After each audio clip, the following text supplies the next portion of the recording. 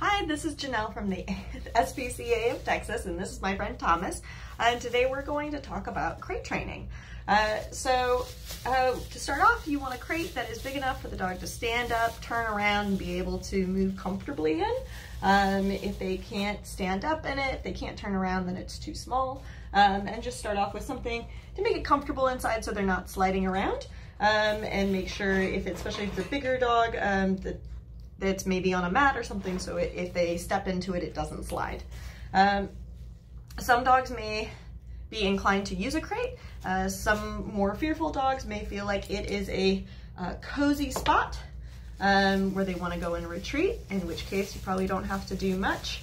To get them started, some dogs may have a history of a bad experience with a crate, and so they may be reluctant to even approach at first, or if they've never been in one before, they've never seen one before, they might find it kind of scary.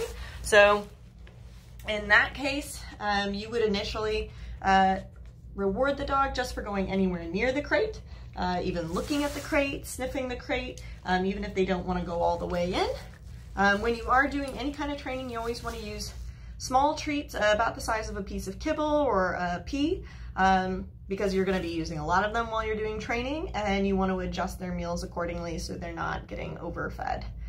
Good boy, Tommy. So Tommy will go in a crate, but he is uncomfortable about being in it for any extended period of time.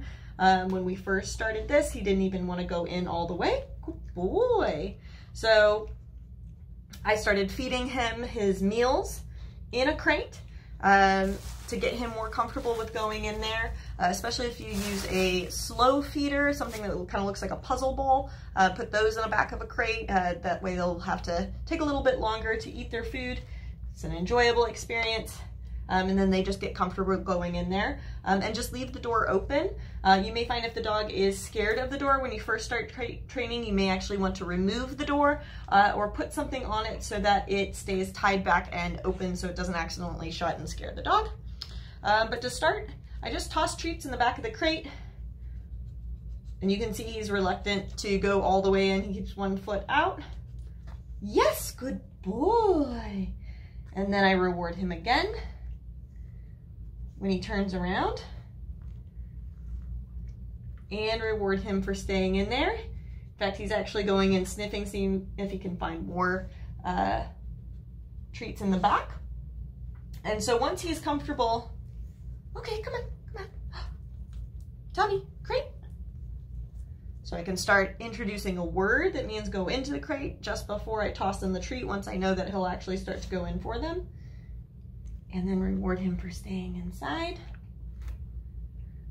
Good boy. And I'm not even going to latch the crate right now because he does have a history of getting anxious. Okay. And then release him to come out. If he was pawing at the crate door, I would know he's not quite comfortable, ready for the crate door to be shut yet. The whole point is that I don't want to give him a bad experience that's going to make him reluctant to use the crate later on. Crates are great for all kinds of reasons. It's important for all dogs to be crate trained in case there's an emergency, in case they need to use it for some kind of travel, going to the vet, grooming. You know, if it's something that they're comfortable, that they know that they can relax in, that they've had positive experiences with, then it can be a great tool for keeping them safe in different situations. Maybe the dog is not, you don't know how they are around kids, or maybe they're uncomfortable around kids. If they know that a crate is a safe space, then they will be comfortable, happy being in there, and can be kept safely separated from visiting kids or guests. Good boy. I'm gonna try and close it again just for a little bit. Good boy. Even better would be if he can relax in the crate, if he can do a sit or a down. Yes, good boy. He sat, which is great. So as you start to build duration with the crate, you can give the dog an edible chew, a chew toy. I just gave Tommy a Kong. That's a rubber toy that's hollow in the middle, and you can put their food or treats inside. This is great for a dog to learn to relax, and a nice activity they can look forward to getting in the crate. I can also start to see if he'll let me latch it. That's a good boy. I can also get up, walk away, see how he feels about that.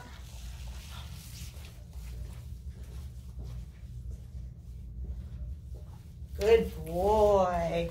And he stayed nice and calm. He didn't cry, he didn't whine, he didn't paw at the crate. He's staying in it down. And so I'm gonna continue to reward him for that. Good boy. There you go. There you go.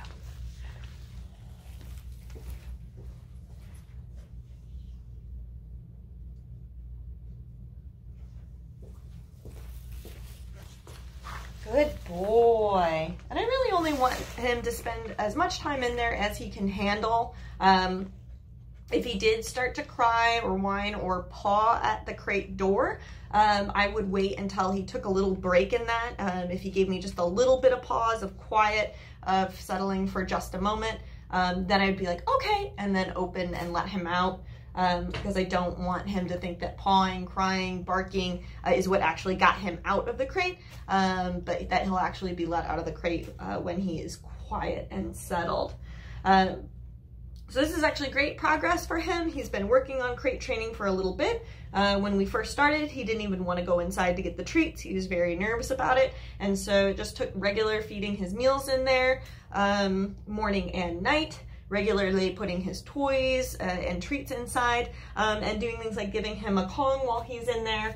You can also do dental chews, which he really enjoys. If the dog is going to be in there for an extended period of time, you can also leave them durable chew toys. You always want to make sure that anything that you're leaving in a crate with a dog is... Oh, did you want a greenie? There you go. Here, let's do this. Okay, good boy. So the fact that he didn't even rush to jump out of the crate means he's made a lot of progress. He's doing wonderful. Like I was saying, you want to make sure that anything that you leave in the crate with a dog is safe when you first start doing any kind of crate training, and you're not sure how the dog is, and they seem like they're catching on to it, but you're not sure how they're going to respond if you leave them for just a little bit longer than you have before. You want to make sure that whatever you have in there is not something that they could rip up, destroy, and swallow and ingest. Another toy or enrichment item that I like to give in a crate is called a licky mat. It's a silicone mat that's got some texture to it, and you can put peanut butter or wet food on it. You can even freeze it so it lasts even longer. And this is another thing that you could put in the back of the crate when you're beginning crate training, so that the dog works on it for a little bit of time, so they can get comfortable being in there and have a positive experience while they're in there. Chewing and licking are both activities that can naturally calm a dog down, get their mind off of other things, something that may be causing them anxiety. It can be a great way to relieve stress. So these are all good activities for the crate, especially under supervision when you're just beginning the crate training.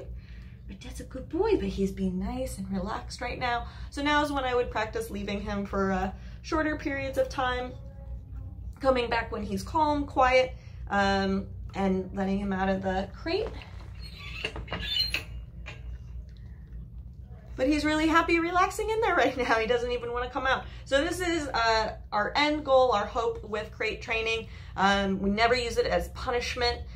We want it to be a positive experience, a place where the dog knows that they can be calm, relax, and have a good time. Want to try that too? All right, thanks for watching.